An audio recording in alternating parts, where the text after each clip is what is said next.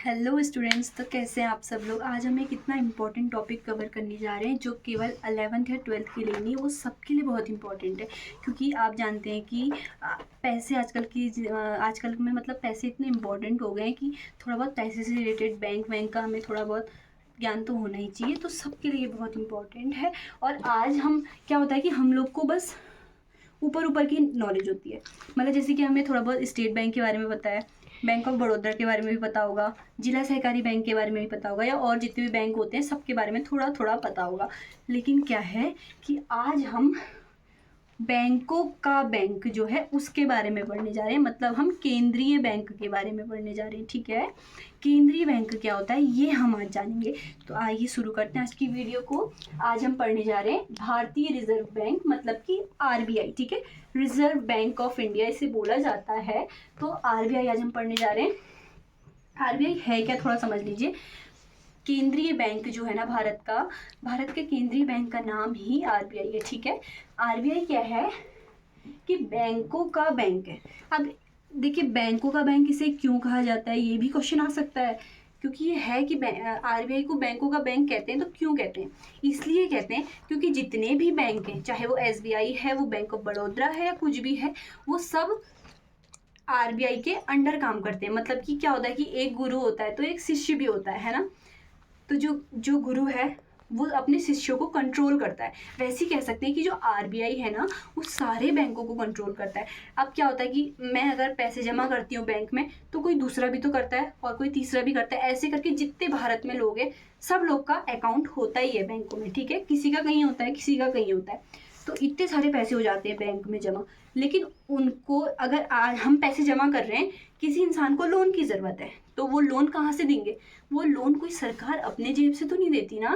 वो लोन क्या देती है कि मैंने अगर पैसे जमा किए हैं, ठीक है, मान लीजिए मैंने मेरे अकाउंट में मतलब मेरे अकाउंट में हैं 1-2 लाख रुपए होते हैं अगर, तो क्या होता है कि अगर किसी इंसान को 50-60 हज़ार की ज़रूरत है, तो वो सरकार कोई अपनी जेब से नहीं देती है उसको। वो हम लोगों के ही पैसे होते हैं। जो थोड़ा बहुत क्या होता है कि एक साख नियंत्रण होता है, उसको भी हम लोग पढ़ेंगे, बहुत अच्छी तरीके से पढ़ेंगे।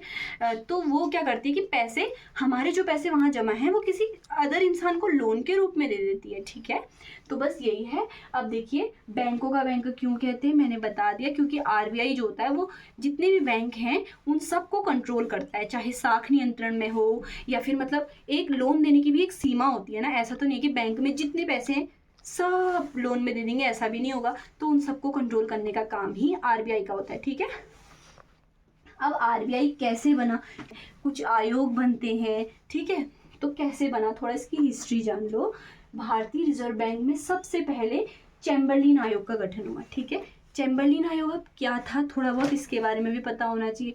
देखिए, चैम्बरलिन आयोग का जो गठन है या जो स्थापना है कह सकते हैं, वो 1914 में हुई। ठीक है, 1914 में चैम्बरलिन आयोग की गठन हुई और ये शुरुआत थी आरबीआई की।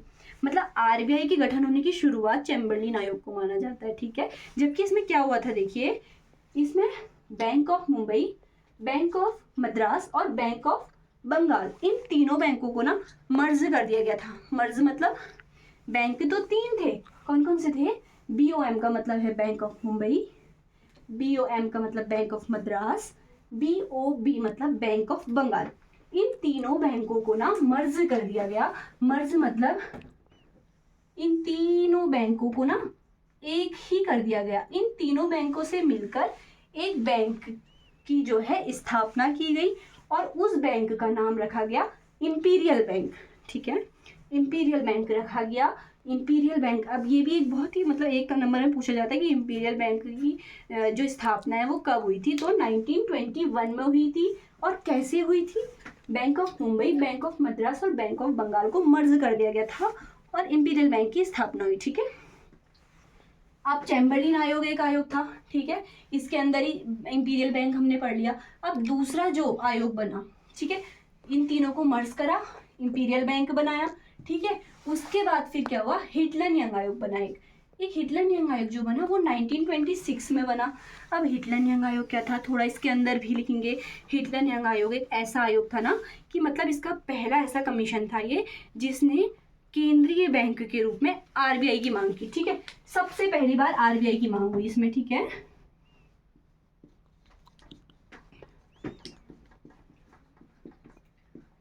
ठीक है, आरबीआई की मांग केंद्रीय बैंक के रूप में हुई। ठीक है, किसमें हुई? हिटलर यंग आयोग में हुई। ठीक है, सबसे पहला कमीशन था जिसने आरबीआई की मांग की केंद्रीय बैंक के रूप में। लेकिन क्या हुआ कि फिर मतलब ये भी सफल नहीं हो पाया। 1927 की जो उथल पुथल हुई, ठीक है, उसके कारण ये स्वीकार नहीं किया गया। साइमन कमीशन वाला जो हुआ था 1927 में, उसके कारण इसे भी स्वीकार नहीं किया गया। फिर जाके केंद्रीय बैंक जांच समिति आई। केंद्रीय बैंक, अभी देखिए आरबीआई का नाम नहीं आया इसमें, इसलिए नहीं आया क्योंकि अभी पता ही नहीं है कि आरबीआई केंद्रीय बैंक बना या नहीं बना। ठीक है, फिर देखिए हमने 2 आयोग पढ़ लिए, चैम्बरलिन आयोग और हिटलर यंग आयोग। उसके बाद तीसरा आता है केंद्रीय बैंक जांच समिति। इसमें क्या होता है, ये इसका जो गठन हुआ था ना वो 1931 में हुआ था।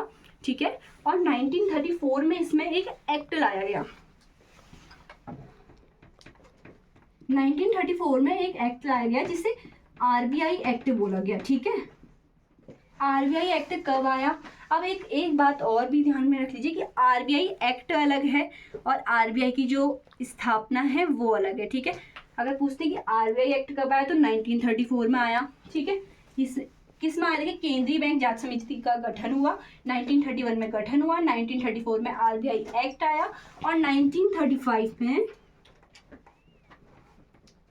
स्थापना हो गई 1 अप्रैल। ठीक है, 1 अप्रैल 1935 को स्थापना हो गई किसकी? आरबीआई की। आरबीआई की स्थापना हो गई और हुई कैसे? केंद्रीय बैंक के रूप में स्थापना हुई आरबीआई की। ठीक है, कब हुई? 1 अप्रैल 1935 को हुई। तो ये इसकी हिस्ट्री थी। एक बार हम इसे अच्छे तरीके से पढ़ लेते हैं। फिर से देखिए, आज हमने पढ़ा है भारतीय रिजर्व बैंक, मतलब कि आरबीआई। ठीक है, रिजर्व बैंक ऑफ इंडिया इसे बोला जाता है इंग्लिश में। आरबीआई जो है भारत का केंद्रीय बैंक है। एक क्वेश्चन देखिए ये बन गया कि भारत का केंद्रीय बैंक क्या है। ये आता भी है वैसे, मल्टीपल चॉइस वाले क्वेश्चन में आता है ये कि भारत का केंद्रीय बैंक क्या है। आपको इंपीरियल बैंक भी देंगे, आरबीआई भी देंगे, सब कुछ देंगे, तो आपको उसमें रिजर्व बैंक ऑफ इंडिया में टिक करना पड़ेगा। ठीक है, तो एक क्वेश्चन ये कवर हो जाता है। उसके बाद थोड़ा बहुत जब 5 नंबर में अगर आ जाएगा कि आरबीआई क्या है या भारत के केंद्रीय बैंक के बारे में एक टिप्पणी लिखवा जाता है, तो उसमें आपको चैम्बरलिन आयोग लिखना पड़ेगा। चैम्बरलिन आयोग सबसे पहला आयोग था जिसने आरबीआई की नींव रखी। ठीक, 1914 में इसका गठन हुआ। Bank of Mumbai, bank of Madras और बैंक ऑफ बंगाल को मर्ज करके इंपीरियल बैंक का गठन किया गया। कब किया गया? 1921 में किया गया। ठीक है, उसके बाद फिर क्या हुआ? फिर हिटलर यंग आयोग बनाया। ठीक, 1926 में बनाया और इसमें इसका पहला कमीशन था जिसने केंद्रीय बैंक की आरबीआई की मांग केंद्रीय बैंक के रूप में की। ठीक, उसके बाद लेकिन 1927 की उथल पुथल के कारण इसे स्वीकार नहीं किया गया था। ठीक है, फिर केंद्रीय बैंक जांच समिति आई 1931 में, फिर 34 में एक्ट आया और स्थापना 35 में। एक बात ध्यान में रखनी है आपको कि जो एक्ट है ना, एक्ट 34 में आया, 1934 में, जबकि स्थापना उसके ठीक 1 साल बाद हो गई, 1935, 1 अप्रैल 1935 को स्थापना हो गई। अब क्या होता है कि आरबीआई के ना गवर्नर भी होते हैं। सबसे पहले आरबीआई के गवर्नर कौन थे ये पूछा जाता है और ये कॉम्पिटिटिव एग्जाम में भी आ जाता है। तो आरबीआई के जो सबसे पहले गवर्नर थे ना वो थे ऑसबोर्न स्मिथ। ठीक है, ऑसबोर्न स्मिथ। ठीक, और वर्तमान में शक्तिकांत दास हैं।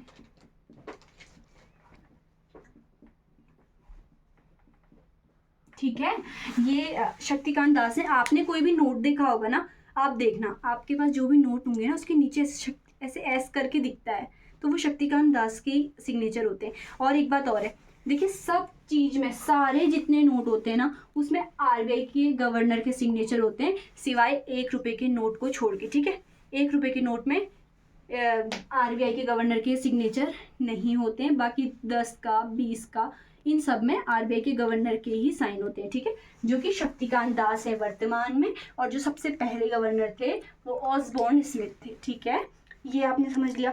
अब सबसे पहला ना बैंक जो था ना, सबसे पहला केंद्रीय बैंक स्वीडन में स्थापित किया गया था। ये भी मतलब आप थोड़ा बढ़ाने के लिए लिख देते हैं, मतलब लिख सकते हैं, याद कर कि सबसे पहला आरबीआई मतलब सबसे पहला केंद्रीय बैंक कहेंगे।